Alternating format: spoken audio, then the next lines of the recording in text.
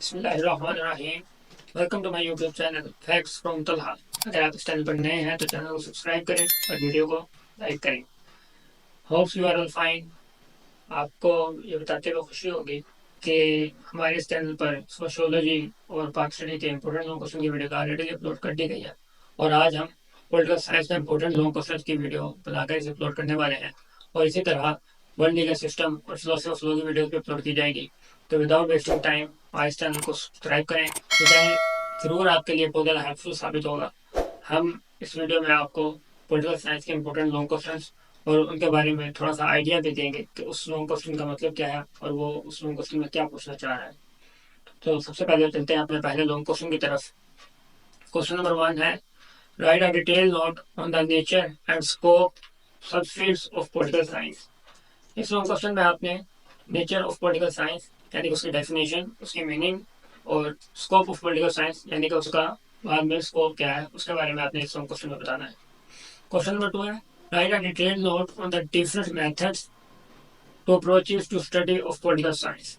दूसरा लोग क्वेश्चन में आपने डेफिनेशन और मीनिंग भी बता सकते हैं और उसके साथ आपने वो मेथड्स बताने हैं जिनके जरिए आप पॉलिटिकल साइंस को रीड कर सकते हैं, जिनके बारे में आपको आइडिया होगा कि पॉलिटिकल साइंस क्या है। उन मेथड्स के बारे में आपने उस क्वेश्चन में बताना है। क्वेश्चन नंबर 3 है, write a detail note on the concept of relationship of political science with other social sciences. इस क्वेश्चन में आपने बताना है कि पॉलिटिकल साइंस का with other social sciences like political science with sociology, political science with criminology, इनके साथ क्या रिलेशन है पॉलिटिकल साइंस का उसके बारे में आपने इस क्वेश्चन में बताना है। इसी तरह क्वेश्चन नंबर 4 है, write a detail note on the concept of sovereignty and nation. ये लॉन्ग क्वेश्चन देखने में थोड़ा सा डिफिकल्ट फील होता है लेकिन ये लॉन्ग क्वेश्चन बहुत ज्यादा इजी है। आपने इस लॉन्ग क्वेश्चन को दो पार्ट्स में डिवाइड करना है, नेशन और सॉवरेनिटी। नेशन के आपने ज्यादा 4 पेजेस पर लिखना है और सॉवरेनिटी का मिनिमम 4 पेजेस पर आपने ज्यादा लिखना है। सॉवरेनिटी में आप उसकी पहले डेफिनेशन लिखेंगे, फिर उसका मीनिंग बताएंगे, उसका इंट्रोडक्शन लिखेंगे और इसी तरह उसकी 2-3 टाइप्स बताकर उसका रिमार्क्स लिखते हैं। इसी तरह आपने नेशन में करना है तो बहुत आसानी से आप 4-4 सफे इसमें लिख सकते हैं। इसलिए ये क्वेश्चन देखने में बहुत ज्यादा डिफिकल्ट फील होता है लेकिन ये बहुत ज्यादा इजी क्वेश्चन है। क्वेश्चन नंबर 5 है, write a detail note on the different models of government. Government के जो मॉडल्स होते हैं उनके बारे में आपने इस क्वेश्चन में डिटेल बताना है। इसी तरह क्वेश्चन नंबर 6 है, write a detail note on the concept of state, it's elements, also explain western and Islamic concept of state.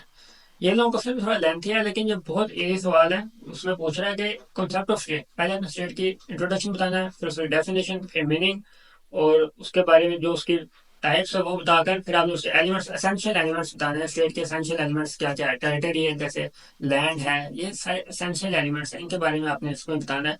और also explain western and Islamic concept of state. क्योंकि हम सब जानते हैं कि इस्लामिक कॉन्सेप्ट ऑफ स्टेट और western जो है वो स्टेट का जो कॉन्सेप्ट है उसमें डिफरेंट चीजें हैं। इस्लाम के मुताबिक जो स्टेट है वो किसी और तरह की है और जो वेस्टर्न कॉन्सेप्ट है उसमें फर्क है। आपने दो दो या तीन तीन जो एग्जांपल्स उसमें देकर उससे एक्सप्लेन करना है इस चीज को, दैट्स इनफ। इसी तरह क्वेश्चन नंबर 7 है, write a detail note on the concept of democracy, write down conditions for the democracy and the concept of Islamic and western concept of democracy. कि इसमें बताना है कि डेमोक्रेसी क्या चीज़ है, डेमोक्रेसी का पहले इंट्रोडक्शन बताना है, फिर मीनिंग बताना है, इसी तरह उसकी डेफिनेशन सीखनी है और उसकी डिटेल बताने के बाद आपने इसमें वेस्टर्न कॉन्सेप्ट और इस्लामिक कॉन्सेप्ट दोनों बताने हैं। जिसे आपने पहले सवाल में दोनों के 2 से 3 डिफरेंट आपने बताने हैं, इसी तरह इसमें भी आपने 2 से 3 डिफरेंस करके उनको बताना है। क्वेश्चन नंबर 8 है, write a detail note on the concept of unitary and federal form of government. इसमें आपके गवर्नमेंट के 2 फॉर्म्स हैं, फेडरल फॉर्म्स और यूनिटरी फॉर्म्स। इसकी डिटेल इस क्वेश्चन में आपने बतानी है। क्वेश्चन नंबर 9 है, write a detail note on the concept of parliamentary and presidential form of government.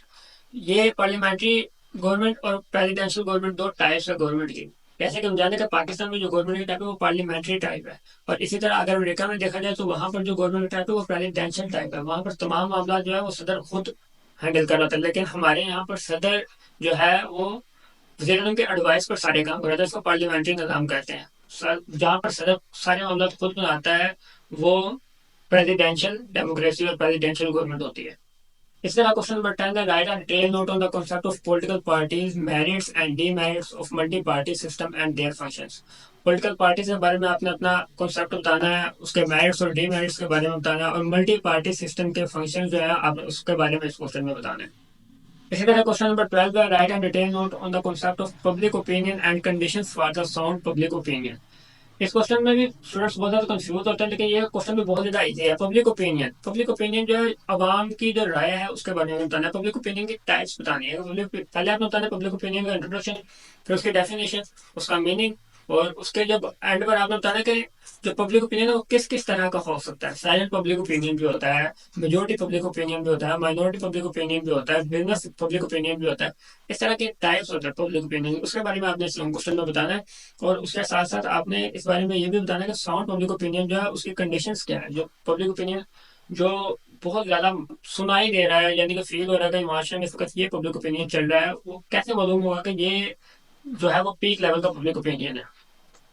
ये 12 सवाल जो है, अगर आप इन 12 में से 12 भी कर कर जाएंगे तो यकीन इसमें से आपका पेपर कम्प्लीटली सोल्व हो जाएगा। लेकिन अगर आप एक्स्ट्रा वर्क करना चाहते हैं, मजीद अपने काम को बेहतर बनाना चाहते हैं, तो ये जो बाकी लोग क्वेश्चन है ये भी आप कर सकते हैं। क्वेश्चन नंबर 13 है, write a detail note on the concept of developing and underdeveloped nations. Question number 14 है, write a short note on the following liberalism and fascism. Question number 15 है, write a detailed note on the concept of political system, its characteristics and functions. Question number 16 है, write a note on the concept of power, authority and legitimacy. ये जो आखिरी मैंने आपको 4 question बताए हैं, ये इंपॉर्टेंस तो रखते हैं पेपर के पॉइंट ऑफ व्यू से, लेकिन अगर आप पहले 12 भी कर लेंगे तो इंशाल्लाह उनमें से आपको 5 क्वेश्चन पेपर में जरूर आ जाएंगे, और उससे आपका पेपर बहुत ज्यादा अच्छा सोल्व हो सकता है।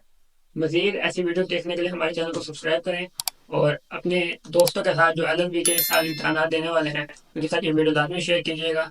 मिलते हैं अपनी अगली वीडियो में, तब तक के लिए अल्लाह हाफिज़।